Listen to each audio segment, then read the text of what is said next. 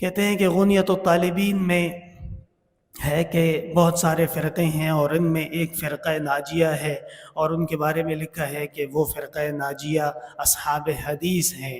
کیا اس سے مراد اہل حدیث ہیں؟ پہلی بات تو یہ ہے کہ غنیت الطالبین حضرت شیخ عبد القادر جیلانی رحمۃ اللہ علیہ کی کتاب ہے، اور جنہوں نے وہاں اصحاب حدیث فرقہ ناجیہ کو کہا ہے، شیخ عبد القادر جیلانی خود کون تھے؟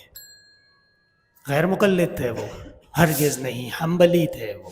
امام احمد ابن حنبل رحمۃ اللہ علیہ کی فقہ پہ عمل کرتے تھے، اور اپنے بچوں کو بھی انہوں نے فقہ پر عمل کرنے کی نصیحت فرمائی۔ اس لیے ایک حنبلی کی قول کو آپ اپنی طرف کھینچ رہے ہیں، یہ زیادتی ہے۔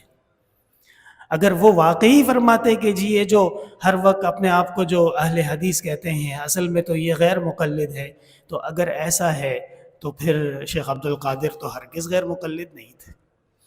پھر اہل حدیث سے کون مراد ہے؟ امام ترمذی نے کہا ہے ہم اہل الحدیث کا یحییٰ ابن معین کا احمد ابن حنبل، یہ ہیں اہل حدیث۔ اہل حدیث سے مراد یہ نہیں ہے کہ ٹانگے مشرق اور مغرب میں کر لو اور کھڑے ہو جاؤ زور سے آمین کہو نا۔ اہل حدیث آپ کیا سمجھ رہے ہیں؟ اہل حدیث بہت بڑے بڑے لوگ ہیں۔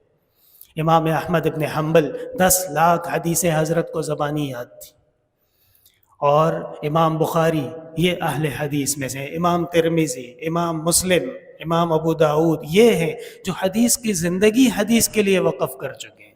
یہ کسی لوگوں نے کچھ اور مطلب اس کا نکال لیا ہے، اس زمانے میں یہ لوگ تھے ہی نہیں۔ یہ تو بعد میں نواب صدیق حسن خان قنوجی کی مہربانی ہے۔